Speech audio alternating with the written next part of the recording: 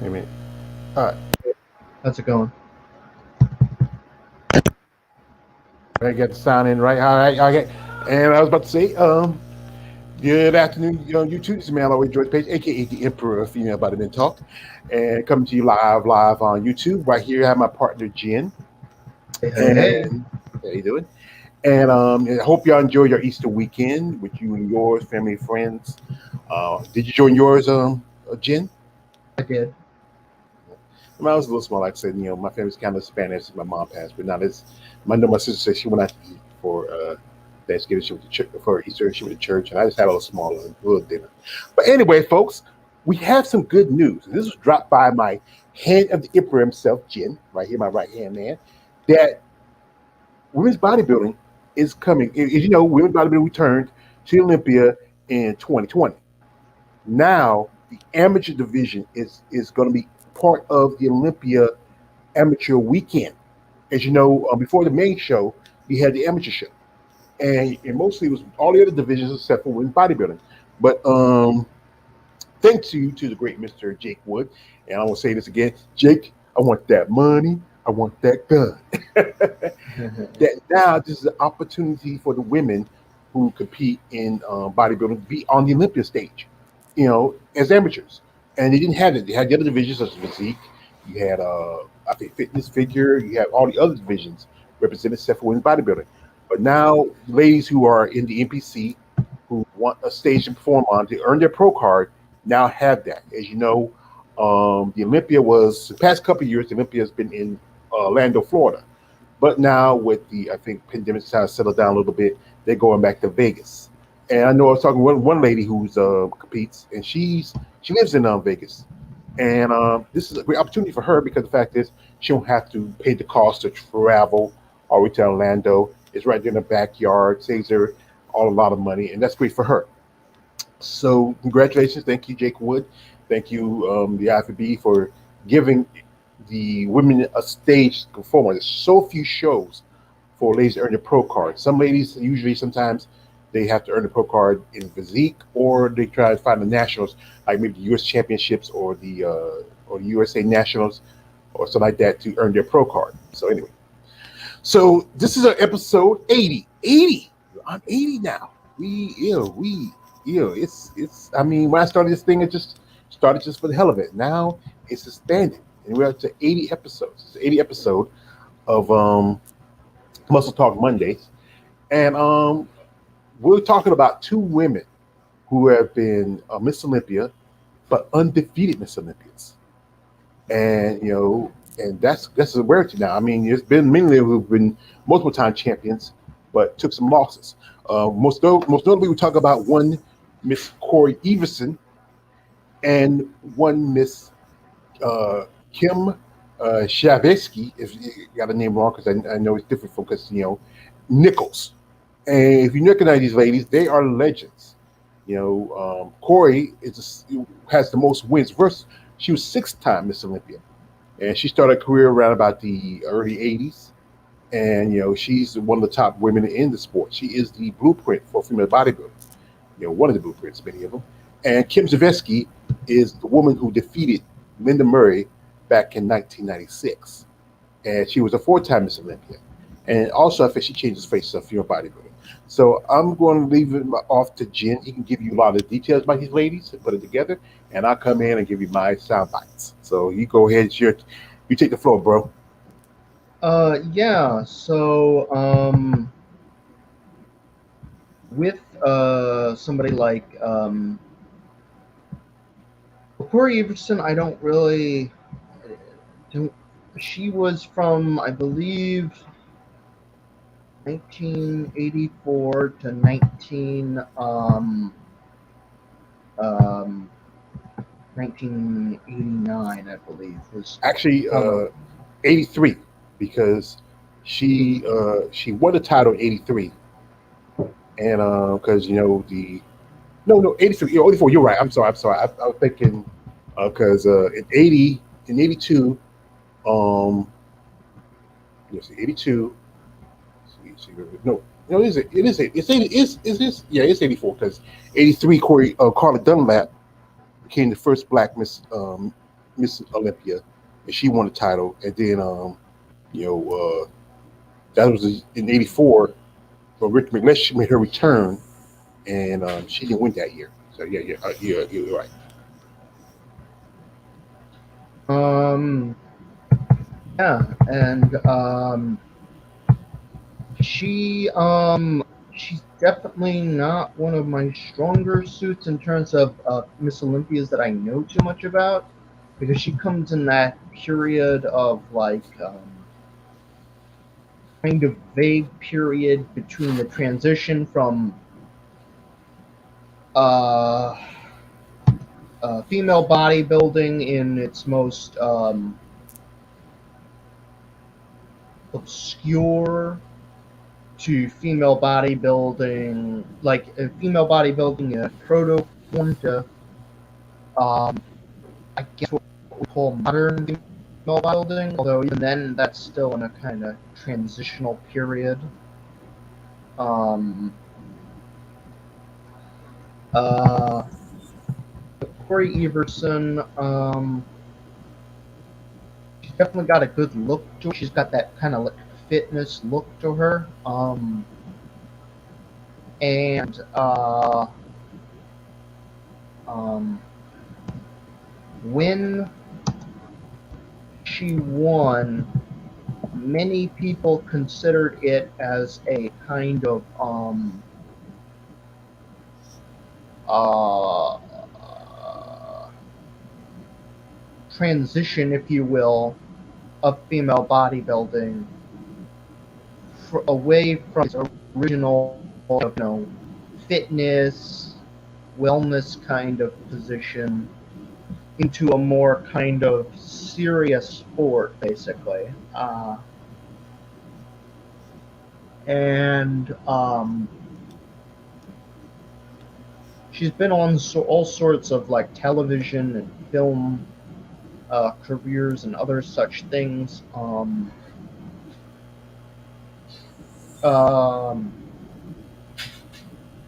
In terms of like her actual Miss Olympia career, um,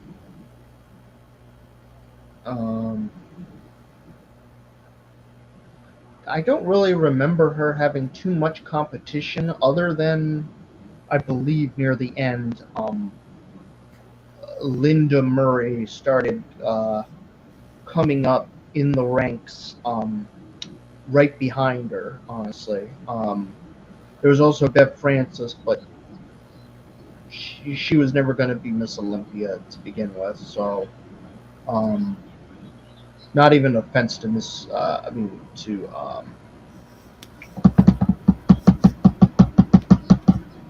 Bev Francis is just hard facts. Yeah. Also, one lady who was, I think, was also chasing after the time was, she beat, you know, Corey Carla Dunlap and Richard McLeish. Carla was the champion in '84 when she won in '83. Rachel was coming back because she took that 80 she won in '80, '81. She took '82 off, and she took '80. She won '81. She won '80.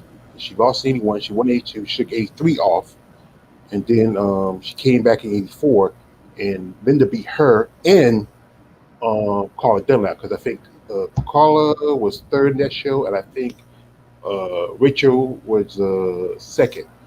And then you have people like you may not remember her, but Cindy Dow, who was kind of like, you know, she was kind of the blueprint for someone like maybe I was trying to think of somebody that Cindy Dow kind of remind me of, that was coming up like I can't remember. She was a great contender, Cindy Dow. Also, there was also Angela Langer, and yes, Beth Francis. Those women they chased after Miss Olympia. Some believe that in I think '86, '87 that Angela won, but the thing was that I think Angela was a little bit on the more leaner side, and I think Corey had the certain look at dimension that they wanted to see. But Angela Langer was a beautiful one, great female bodybuilder, and I think I wish she stayed a little longer, maybe a couple more years. Maybe she could have won the Olympia the next year in '90, maybe in '90 or '89. But it was just Corey was a tough customer, and being as successful she was, she's one of the few female bodybuilders that really transitioned from bodybuilding to mainstream audiences. You know, she did TV shows and movies, she did commercials. You know, most notably, the most popular movie she ever did was on the movie Double Impact with John Carlos Van Damme. I saw that movie; it's a great movie. She had recurring shows. She had recurring roles on shows like, you know, Hercules' Legendary Journeys. She was on Briscoe County Jr. It was a series that was on back in the day. You know, she was probably one of the few female bodybuilders that had mainstream success doing, you know, even after she left the sport of bodybuilding. Yep, definitely true. Hmm. Um, I contribute that a lot to like the '90s phase that they were in. They were in a transitional period. Um,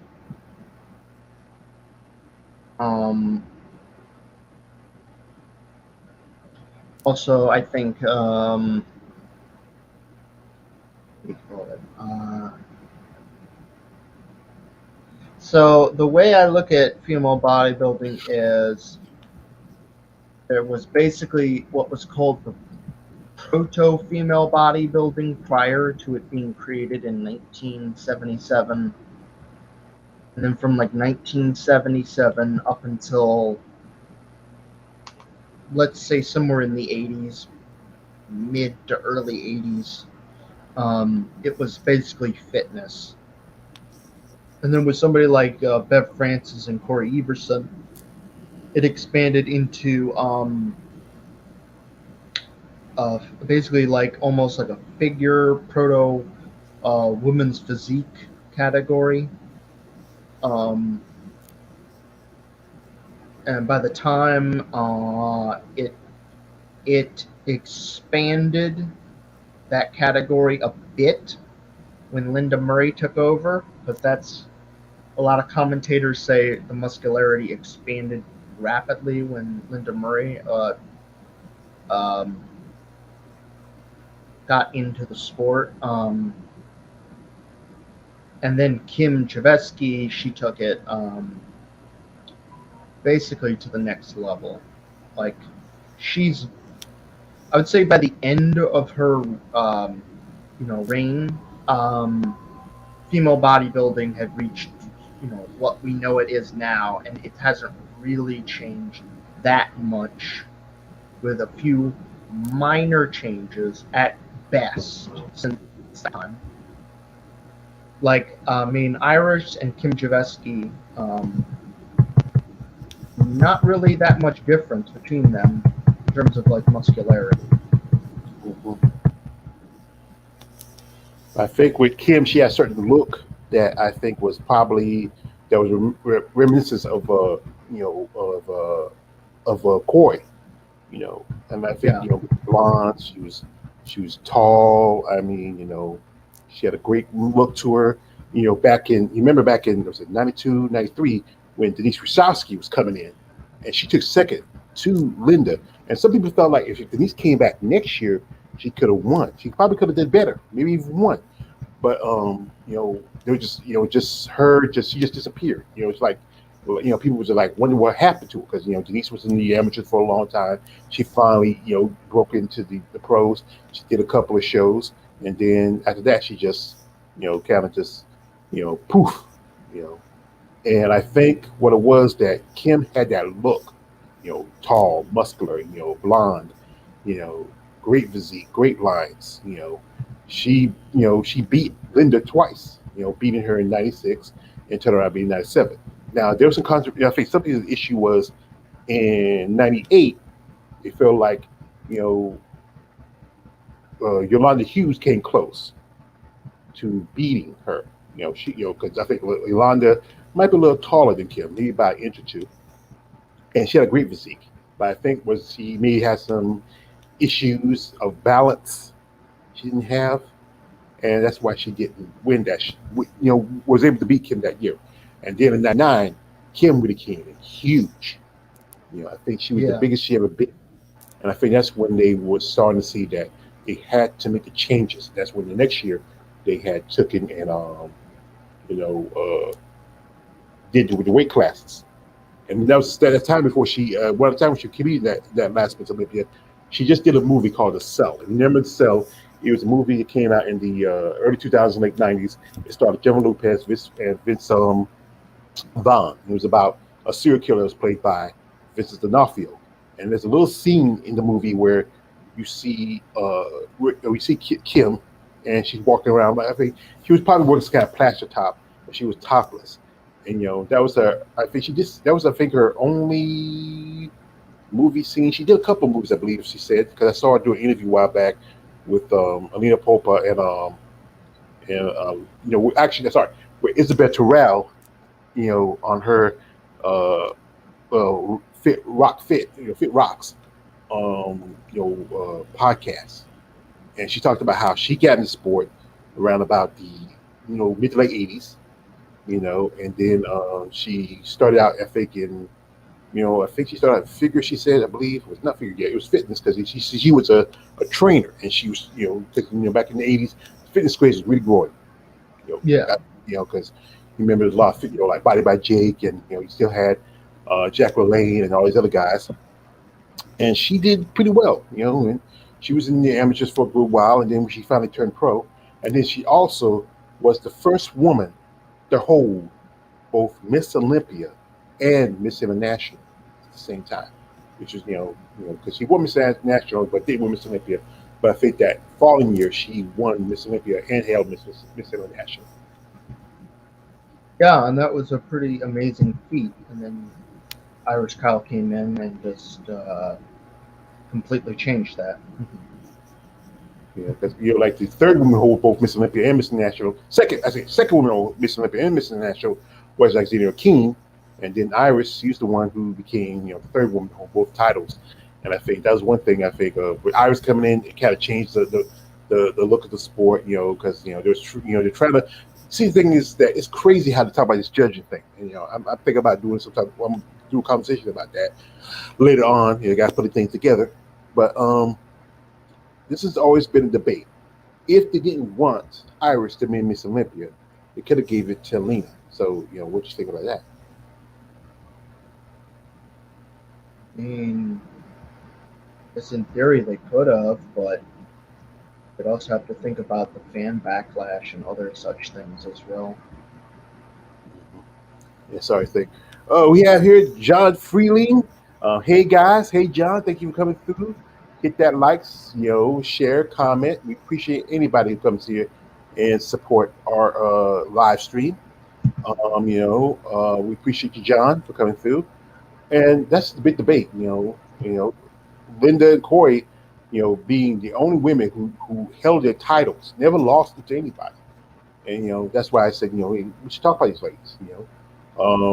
Cory is like I said, she was the catalyst, you might well say, for how female body being changed. I think that last show in '89, she really came in. I think a lot buffer. She was, if you look at Cory, like you said again, she was like the precursor for women's physique, you know, and I think she had good qualities, great lines.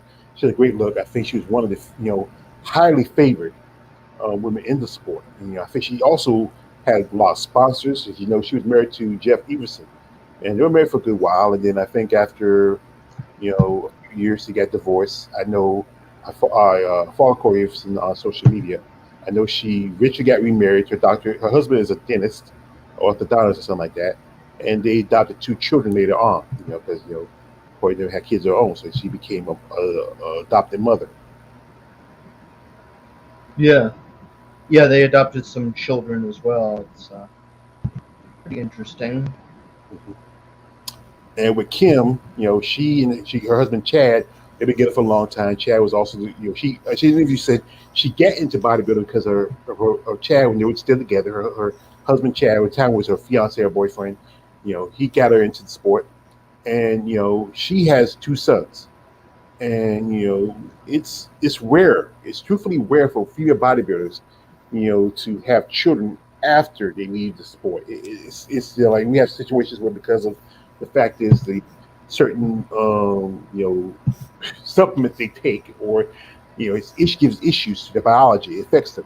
It's harder for female bodybuilders to reproduce after so many years of competing, because it messes with the menstrual cycle, like that.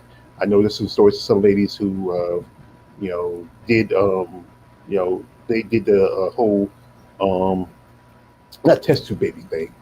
They, they did, what's the thing? It's the top back of my head, and Kim's been one of the few Miss Olympias who is a mother, who naturally is a mother outside of Yaxenia or King. I know, you know, I think, who else I'm trying to think of? I know, Linda Murray, her and her husband, he had children from his previous relationship, and she's a stepmom, step grandma. I know there was one story, I don't know if it's true or not, that after that last Miss Olympia in '97, Linda took some time off.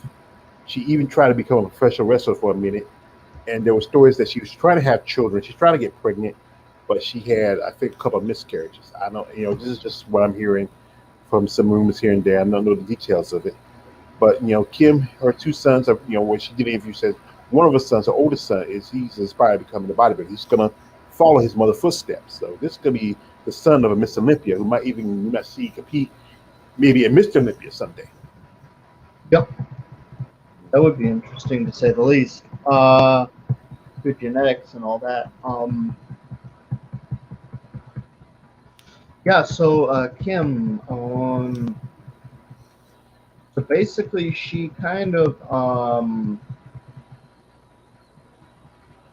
yeah, she came out of like that late '80s, early '90s period. Um, and during that time, we had somebody like Linda Murray who took the torch from somebody like um,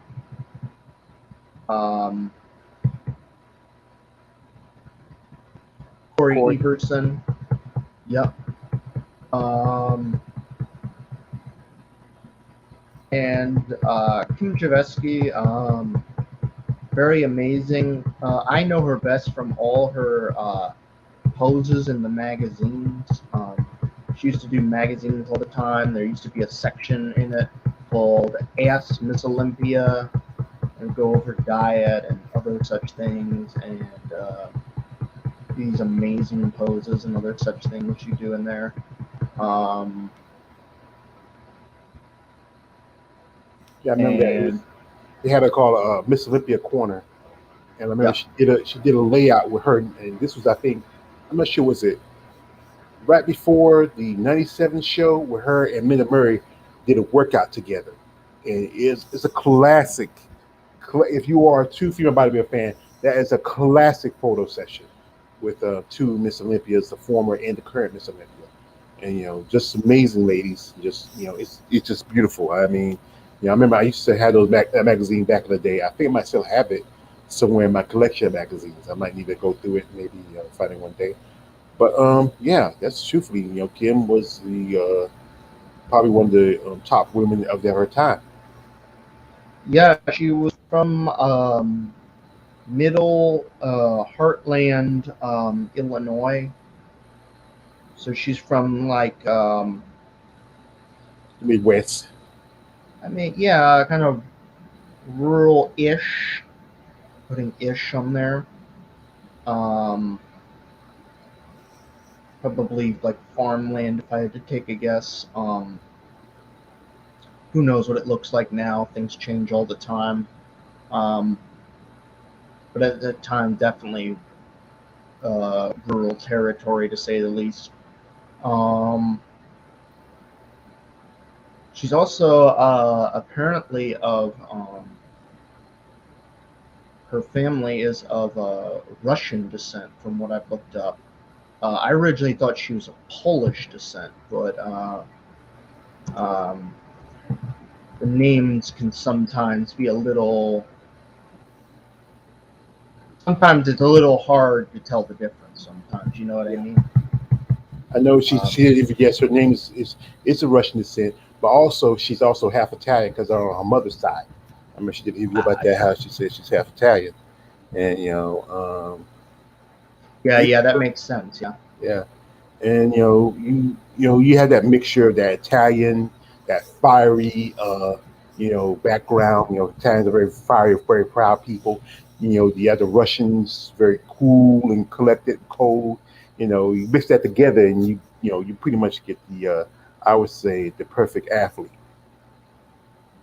Yep, 100%, 100%. Um, and when she came into the scene, I don't think she won for the first few times until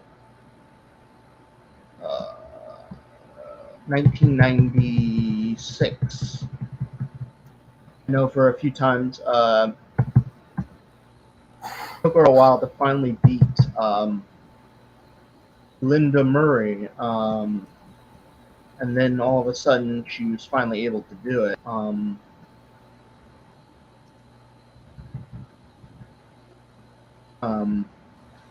she beat Linda Murray in 1996. Linda tried to come back in 1997, got beat, and then did her little retirement, came back, and then got beat again after winning like 2 shows. So, Yeah. um, Yeah. John Freely just dropped. Do you remember Shelly Beatty? I don't know if Jim remembers her, but I do remember Shelly. Shelly was an amazing woman. She was also an Olympic competitor. She was also partially deaf. As people don't know about her, she was kind of like the. I would say she was kind of like the female version of Lou Ferrigno. A great female bodybuilder, a great woman. Sad that she passed away about 7 years ago. I think 6, 7 years ago. She committed suicide. But some people remember her from her time on American Gladiators. What was her character again? I think it was Siren. And and that was a show where, which I think it really inspired female bodybuilding. Really had a good growth in a good part of the early to mid '90s because of that series. Like people like there was Cher was on there. You had people like Tanya Knight is Gold. You had the great Miss um, God, I forget. I know her name. I thought of my head. You know her Zap. Um, you know, God, God, John. You remember? What was Zap's real name? It's in the back of my head. I know it. And she was amazing lady. But Shelley had a great physique, great lines.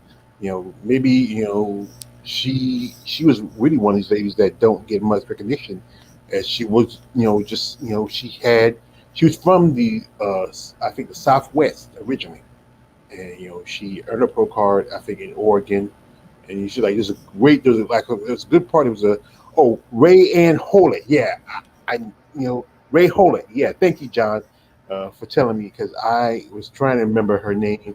I knew the back of the name, and I remember Ray Hollett was in a movie called Skin Deep. If anybody remember that movie, it was a movie with the late John Witter where he played a guy. There's a scene where he picks up Ray in a bar, go back to her place, and they had a little, got a little kumse kumsa. The part where Ray gets, she gets naked. She says, what you think? And John tells her that I feel like Mrs. Arnold Schwarzenegger. And that is, a classic movie, Skin Deep. You got to see it, But yeah, she was a great lady, great representation of female bodybuilding. I think, one thing never get turned pro, but I would say a legend nonetheless. Now, what you were saying, Jen? Oh, I was just going over the start of her career. Yeah, Kim Chizevsky. So she won in 1996. Did both Miss Olympia and Olympia win. However, she wouldn't do that again. That's the thing about her is she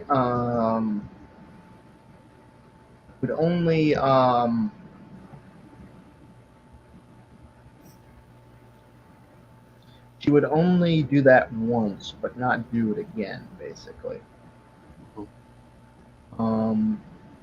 As opposed to Irish, who literally did it every single time. The thing about Kim is after the '99 Miss Olympia, she took some time off.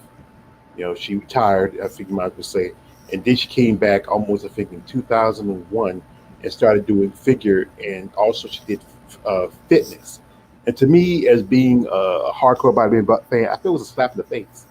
As you were the former Miss Olympia, then you're dropping down doing these divisions. I mean, to me, I feel like respectfully, just retire. If you will think about coming back, come back as a bodybuilder, but then you do these shows in fitness and figure, and and she didn't do too well. I think she plus did last a couple of shows, and the thing she was that even though she lost a lot of that muscle, it's hard for the body to if you don't like I say she does. I remember she said you did have a little gymnastic background, but so many years being a bodybuilder, you're not as would have that all that muscle mass. You're not as flexible, and she didn't do well in fitness, and she didn't do as well in figure either. But she, I think personally she should have really just, just stay out of retirement, just did the, shows, like do transposing and, do some commentaries like that. I think that'd been a lot better for her. I think so too, but now here's the defense of some of her actions here. Um, she was basically like kicked out of the sport. Um, uh, Based off all the articles I've read, like they literally just kicked her out of the sport. She didn't retire. I mean, basically from the article I read from Bill Dobbins, she was basically kicked out of the sport. And the reason was because they wanted to try this new thing. Basically, they didn't really know what to do before they started making all these different divisions. Arguably,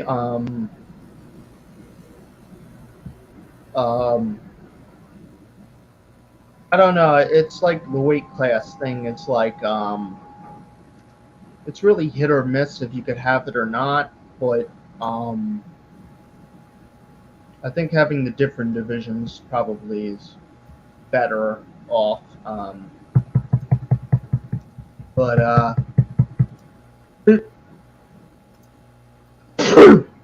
Tonight, no, um, but um,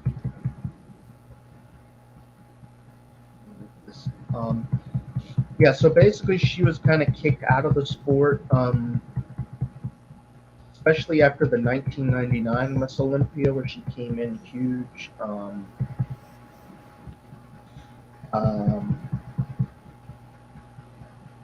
yeah, she.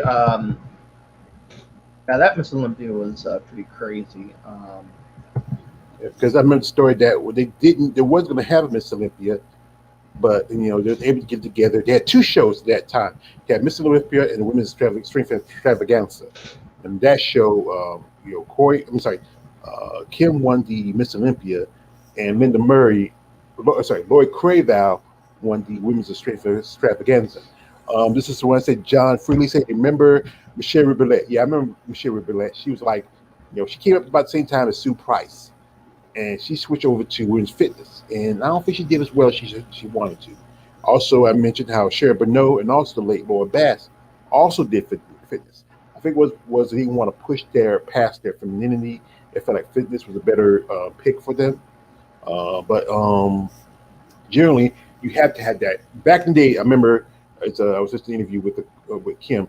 Back in the day, fitness had at least like about four categories.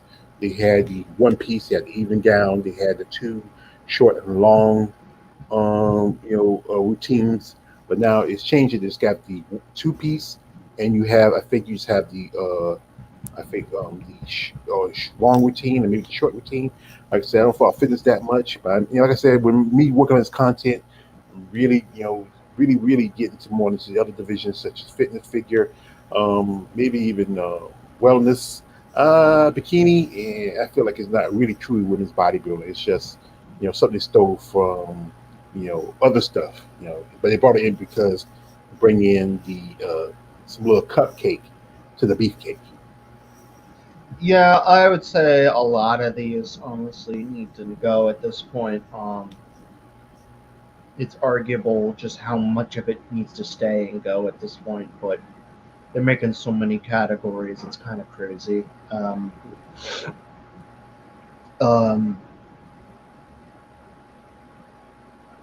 but yeah, Kim, she did a lot of, um,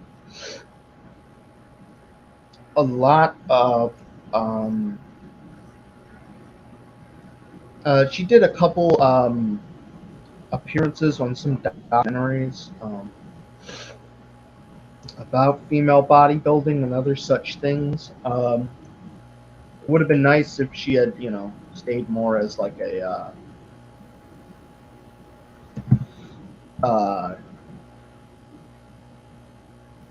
as a spokeswoman. But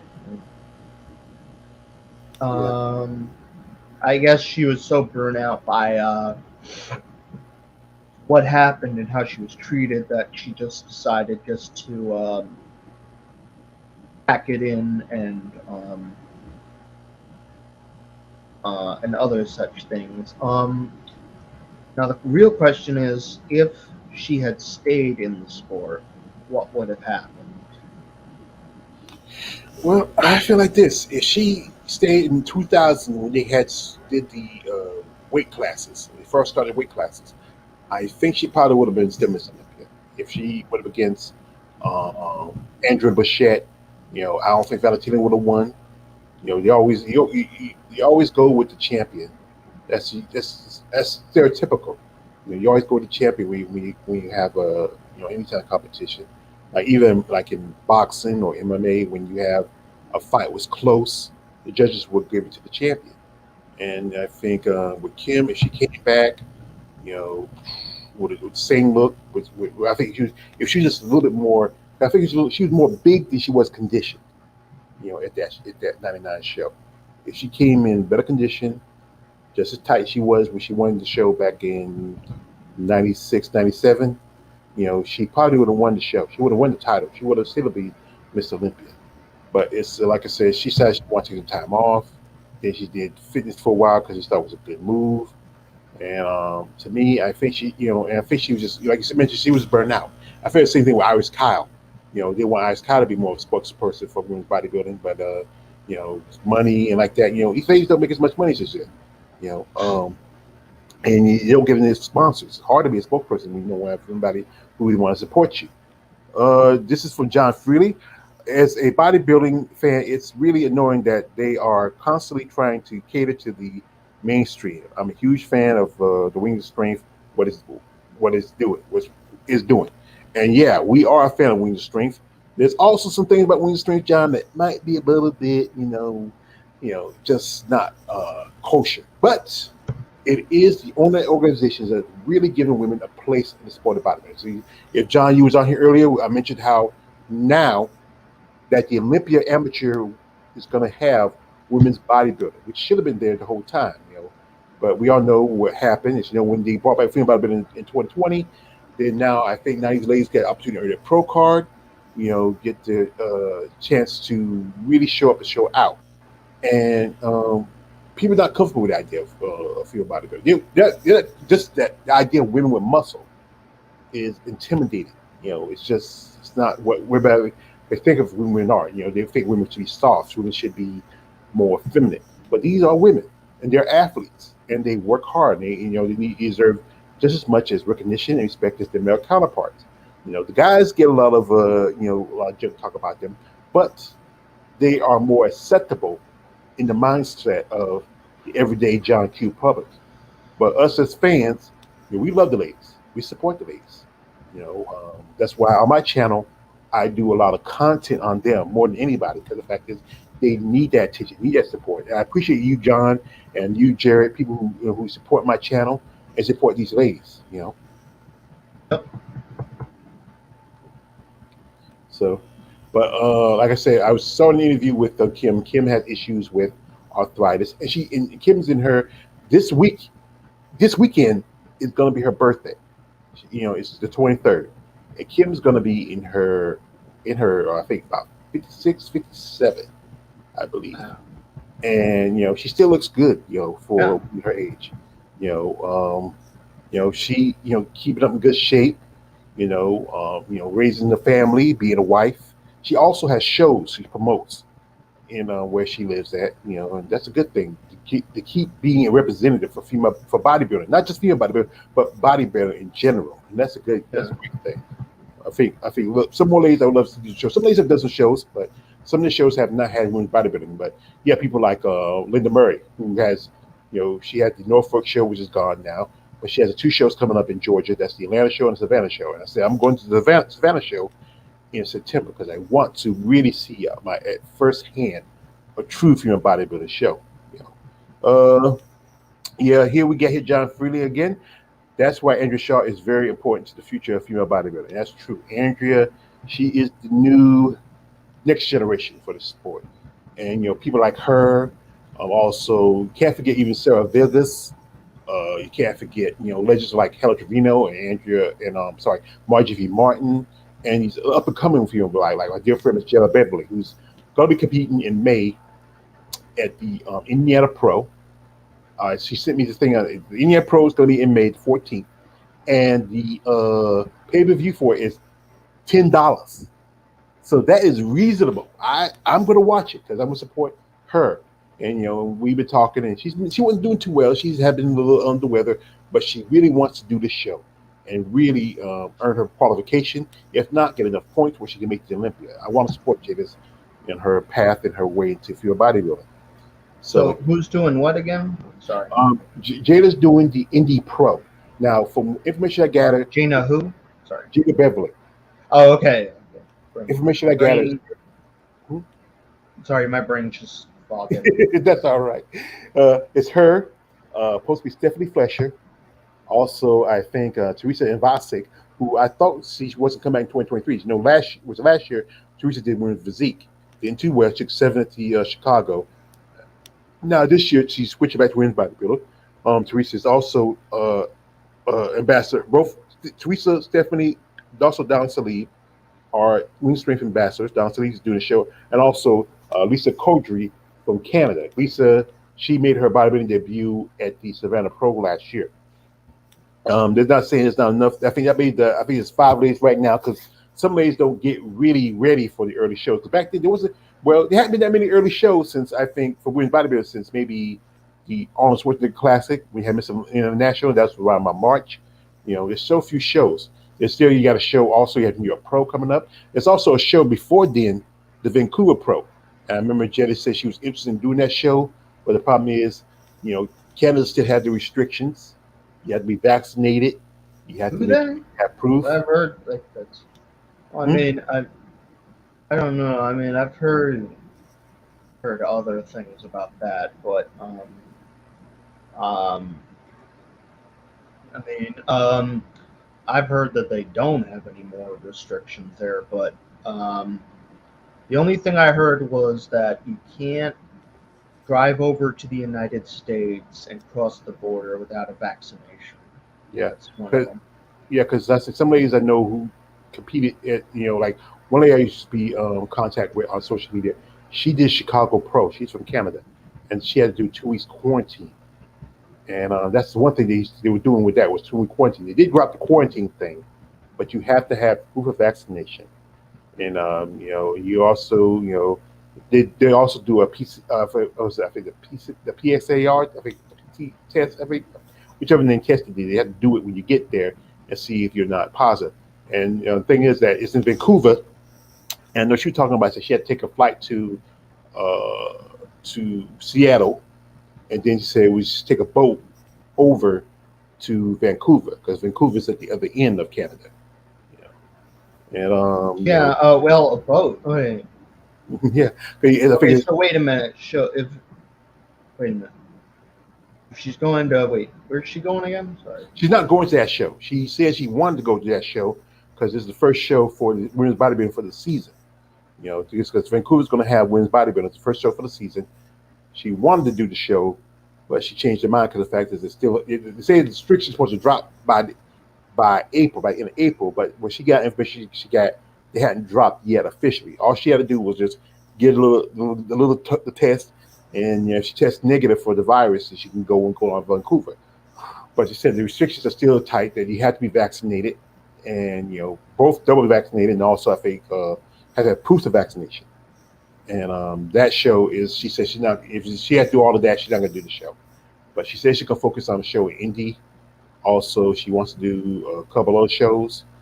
She wants to do a show in Toronto. I don't know about, that's still Canada, but just because there's so few competitors who want to reach for that show. So I think the Toronto show is going to be mostly a lot of Canadian competitors, for that show. Yeah, Unless you're a vaccinated American, and you want to compete that show, it's a great opportunity for you to compete.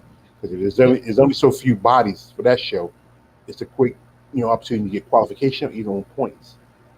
yeah. So that's interesting you mentioned that because I was watching an interview with Mela Ash, and she recently stated that one of the reasons why she's been going to a lot of these foreign shows, I think she competed at like Romania, um,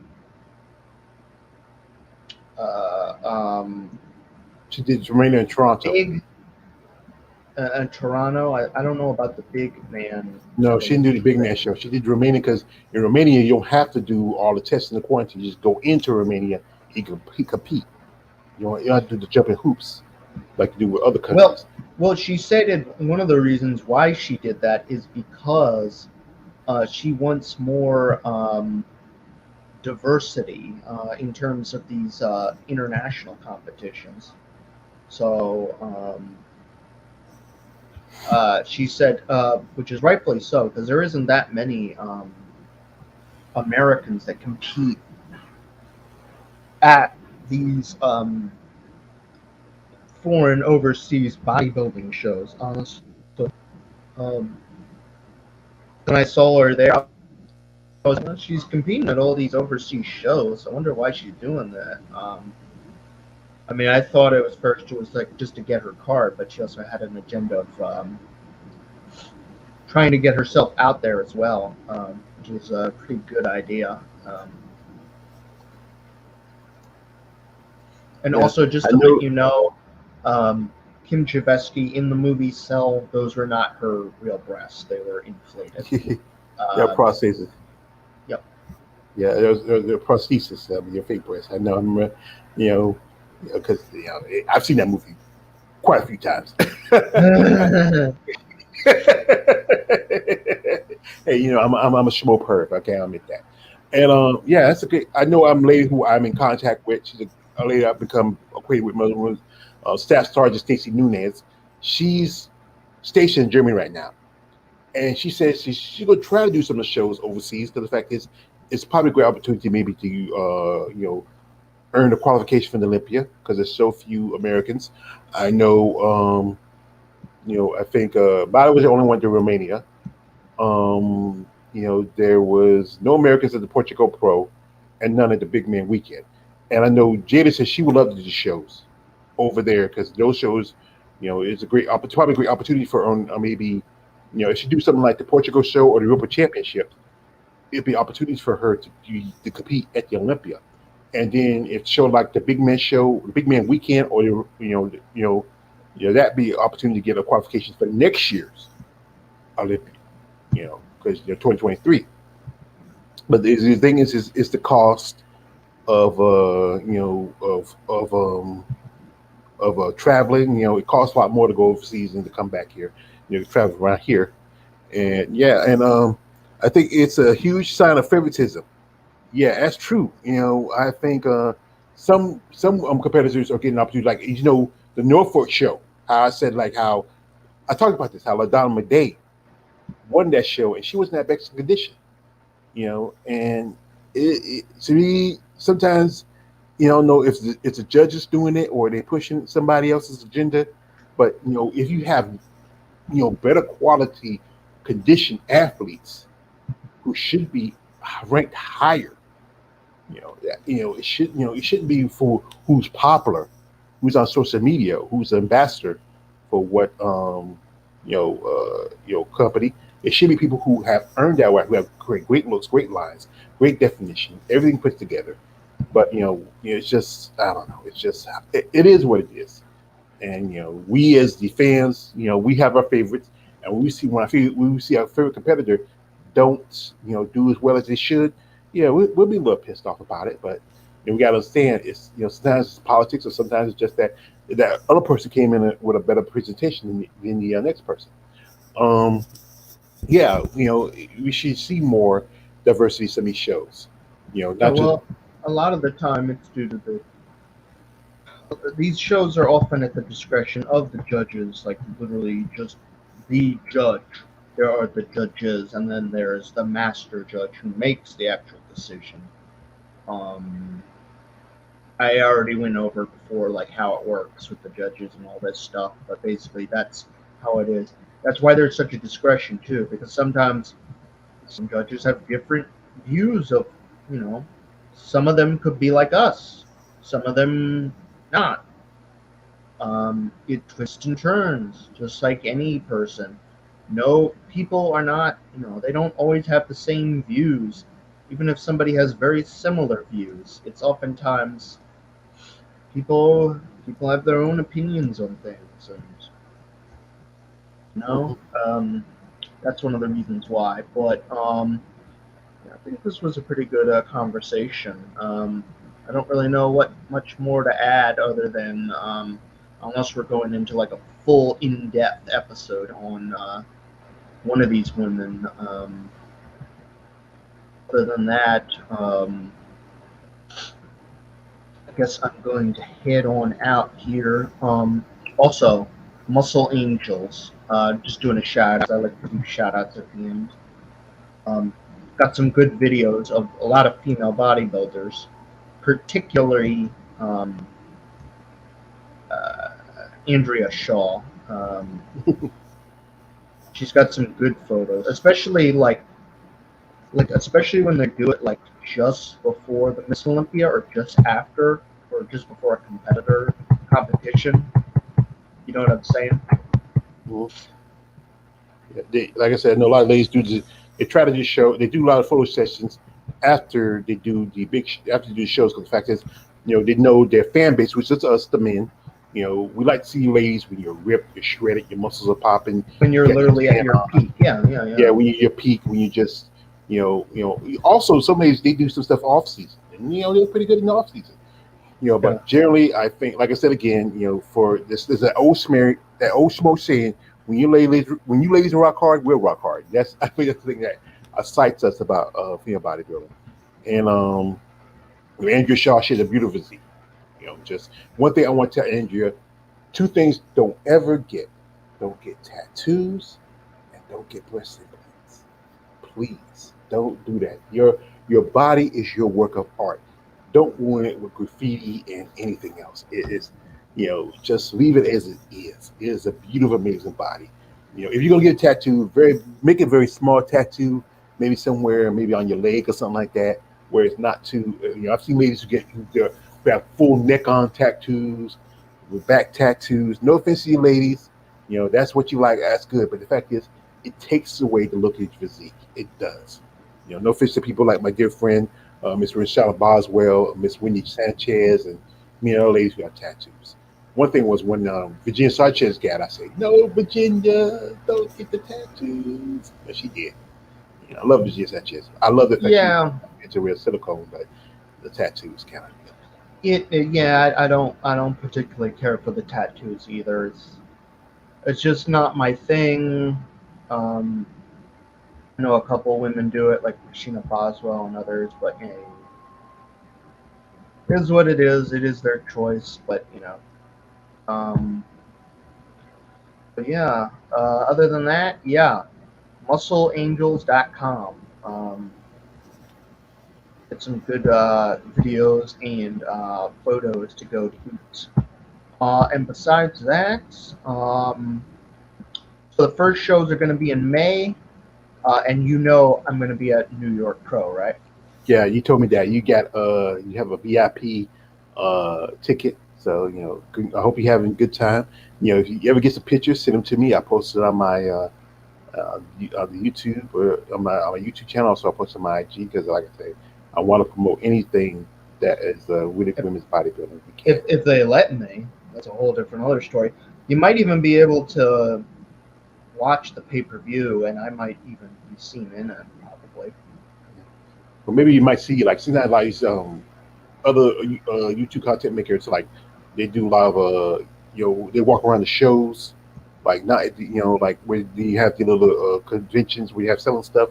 We might see But I you. don't. But I don't think during the show they'll let you, um, unless you like hide it or something. But that's a whole different other story. Because it's funny because there's you have trainers like that taking pictures. Come on, it's let people care. It's not like you're taking away anything from like some of the websites like that. It's just these are fans. People are going to bring their phones. I remember when I used to go to the strip club. They tell you, hey, don't bring your cell phones in here.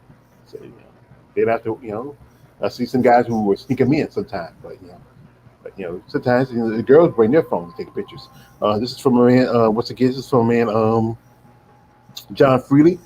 Renee Campbell got a lot of tattoos after she tied. Yes, I love Renee Campbell. She had a beautiful physique.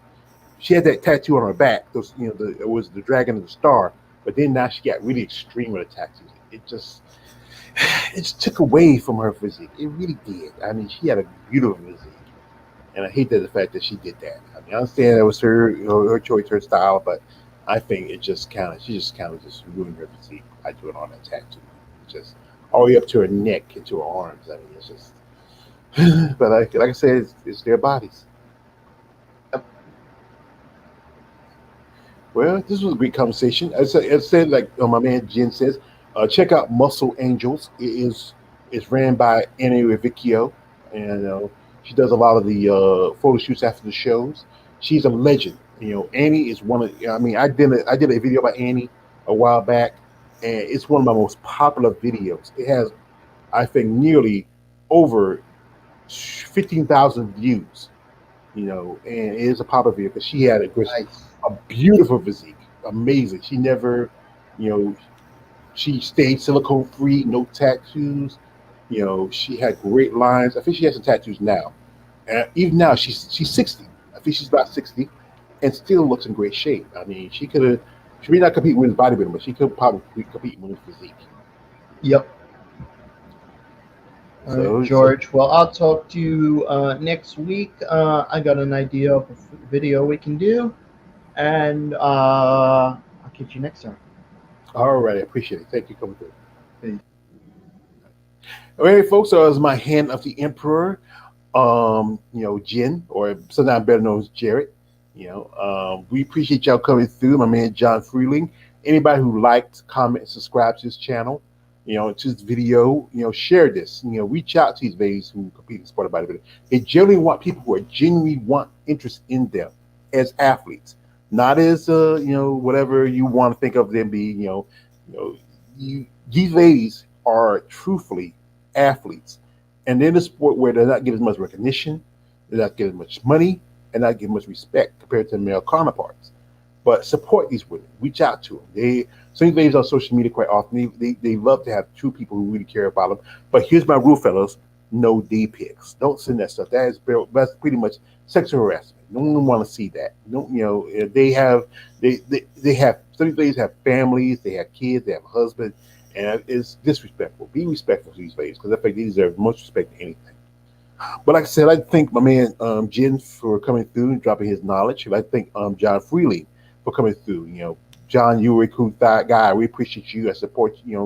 And I know you live in. I think John, you live in Texas, and Texas is a growing mecca for women's bodybuilding. If you agree with me on that, and great opportunity for women in to compete. And also, John mentioned a while ago how we talked about earlier how it's with things going on with the it's unfortunate we won't see the top European Russian athletes compete on the stage with American athletes.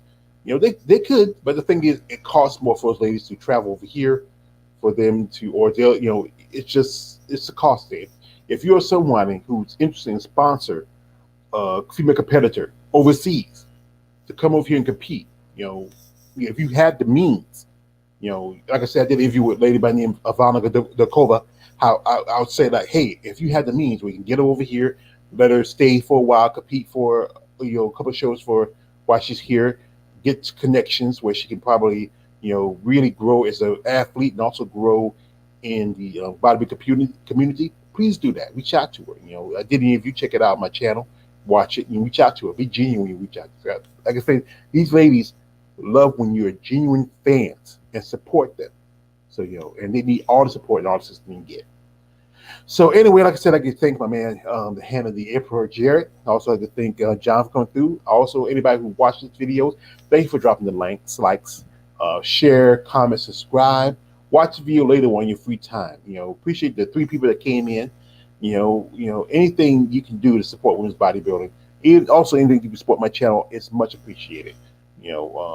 Like I said, like, comment, subscribe.